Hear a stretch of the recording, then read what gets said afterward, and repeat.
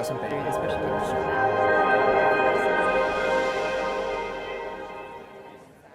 Back in the early 2000s, I read an incredible business book called Crossing the Chasm. It's by a guy named Jeffrey Moore. And it's essentially a roadmap, a work plan for bringing new technologies to market, things that didn't exist before. The chapters were kind of flying by. I was all excited, how am I going to cross the chasm and become a big business, a standard?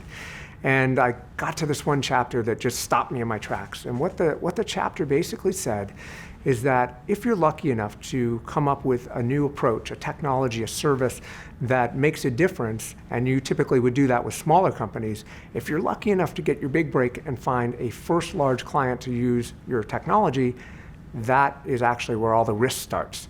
Because the rest of the marketplace usually looks at those companies as early adopters, are always testing stuff.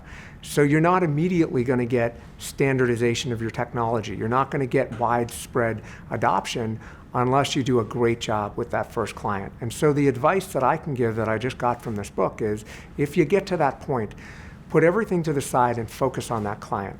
And when you get the second big client, then you can start to think about wide-scale adoption. And that's exactly what happened in our business. Back in the 2007-2008 time period, Cargill, which is one of the largest companies in the world and one of the largest meat producers in the world, adopted our technologies. And I told my team, I actually got the book and made them read this chapter, and I said, this is it.